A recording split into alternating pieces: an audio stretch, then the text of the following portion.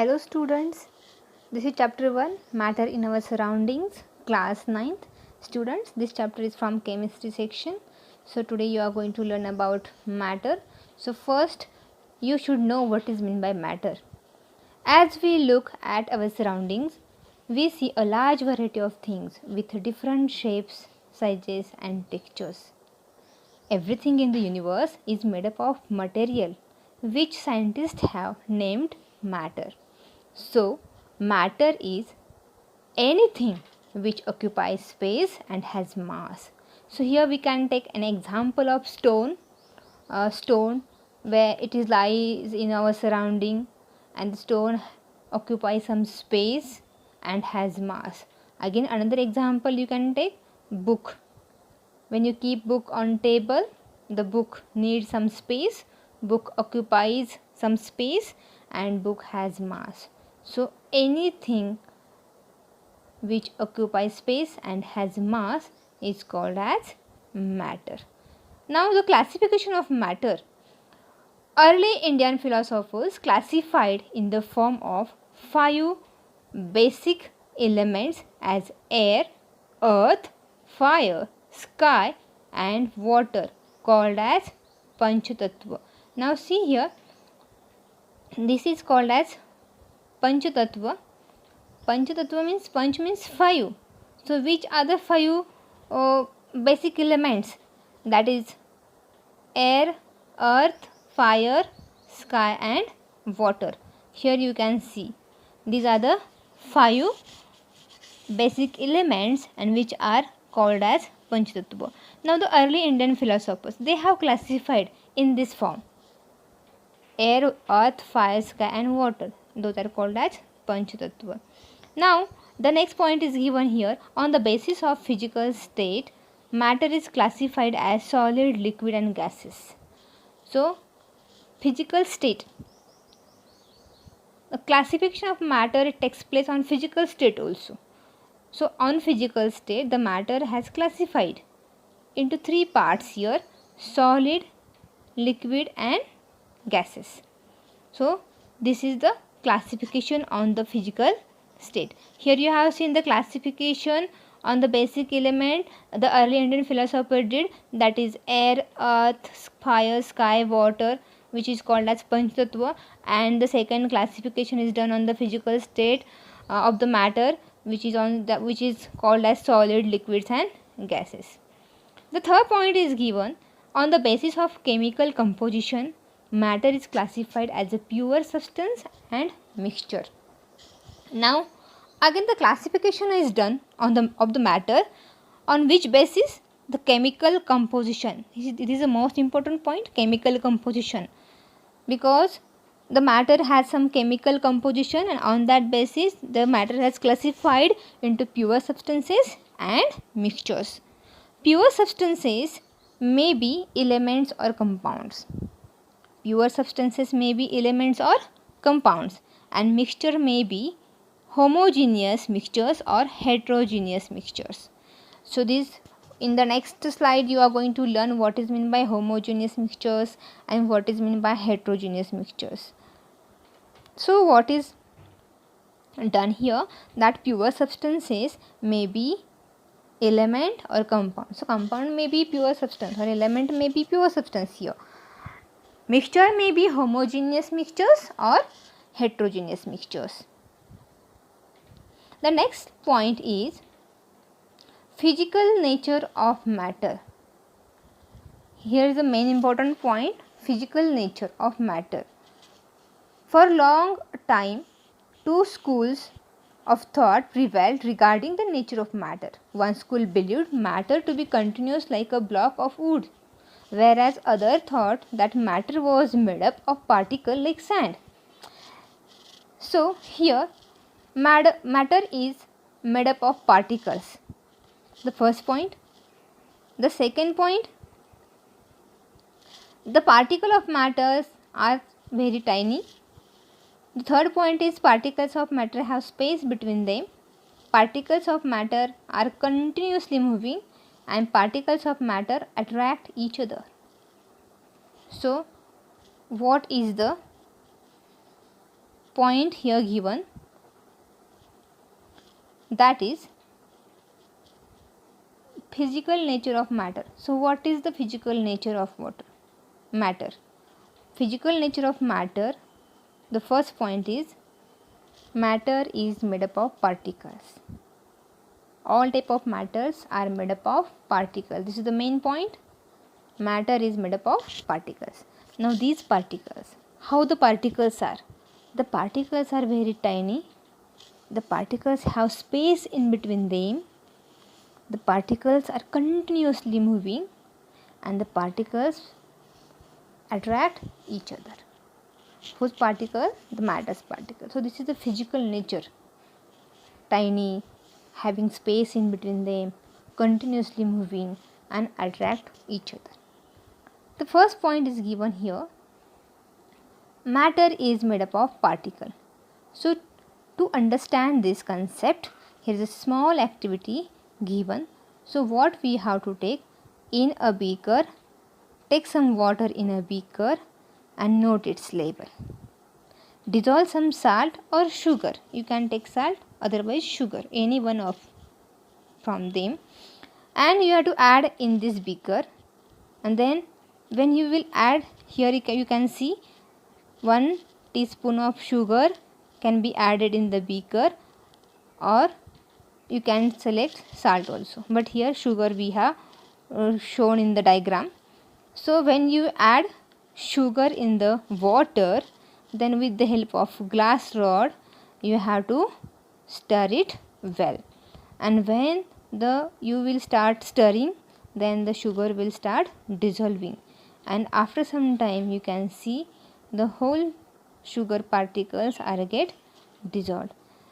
This is because the particles of the, and when you see, when the sugar particles get dissolved in the water, but the level of water does not change. If you see here, the level of water here in the beaker, in the next beaker, and here in the, again after adding or dissolving the sugar, the level of water remains same, does not change.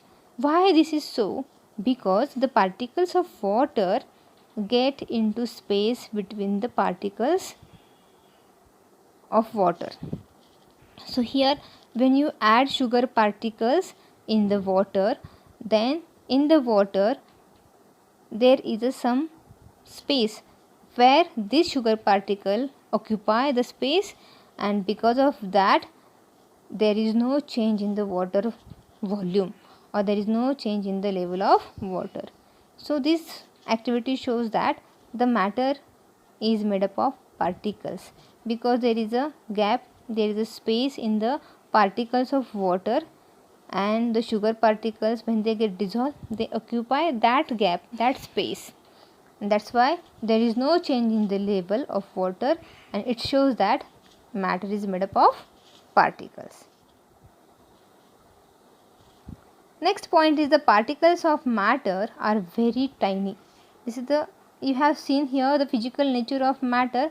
First you have learnt about the matter is made up of particle. Now the second physical nature, particle of matter are very tiny. Tiny means very small. The next point is the particle of matter are very tiny.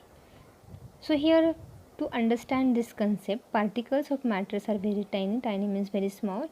Here the small activity is given here. You can see here one beaker, and in this beaker 2-3 crystals of potassium permanganates are added, but you can take here first 100 ml of water in the beaker, and after taking 100 ml of water add 2-3 crystals of potassium permanganate, then stir it well.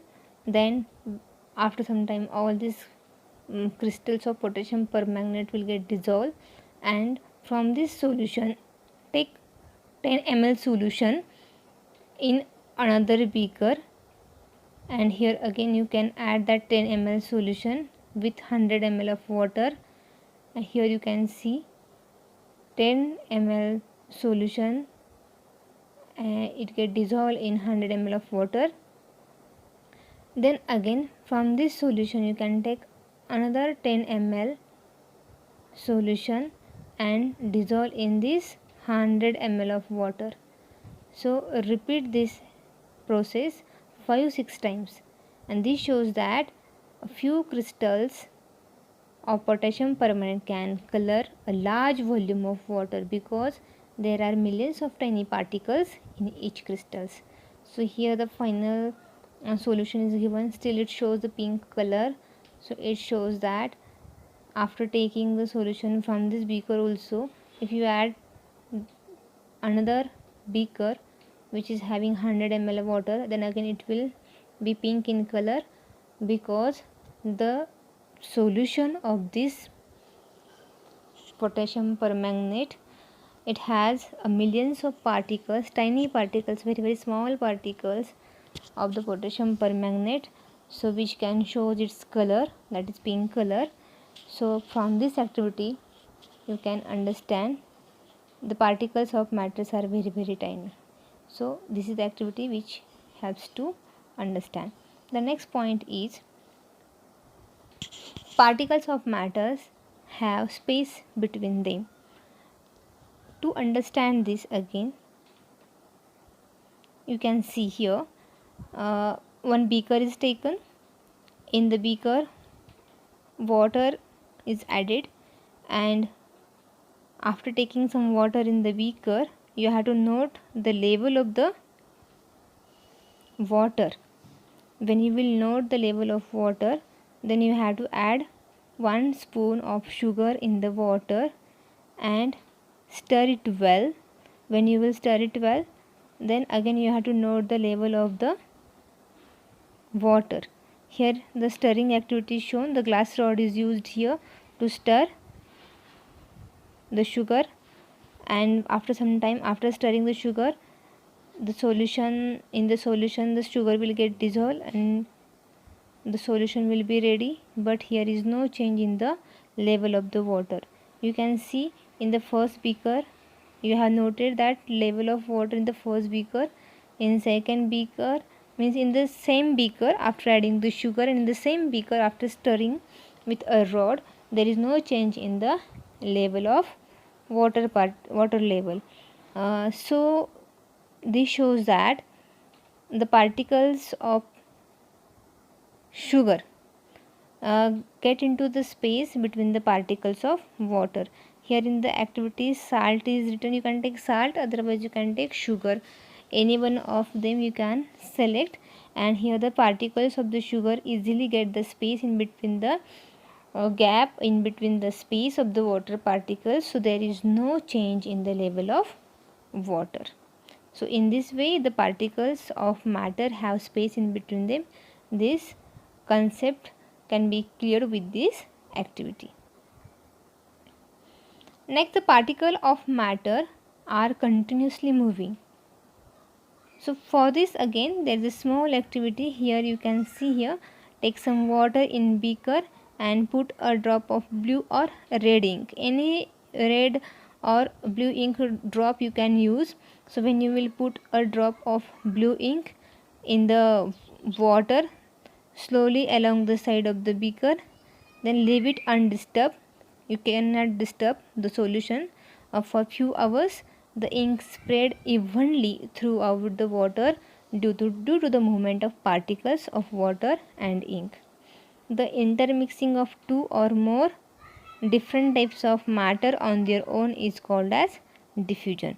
So here you can see here the two particles, so two substances, water and ink, completely get mixed slowly without disturbance. So here you can see the particles of matters are continuously moving. So these particles are moving, that's why these ink particles spread evenly throughout the water due to the movement of the particle of water and ink. The next point is particles of matter attract each other. So here you have to take one example. You have to take one activity here. What activity you can do here? Take an iron nail, a piece of chalk and rubber band. Try breaking them by hammering, cutting or stretching. It is more easier to break the chalk, less easier to break rubber, and difficult to break iron nail. This is because the particles in the iron nail are held together with a greater force than in the rubber band or a chalk. Here you can see the particles are tightly packed with each other. Mostly it is seen in the solid things.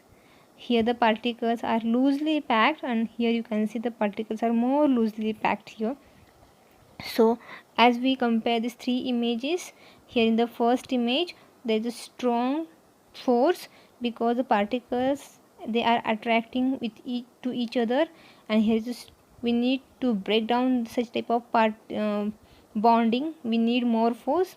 Here the particles are quite loosely packed, so here the less force is required to break down, and here the particles are very loosely packed, so easily they can break down.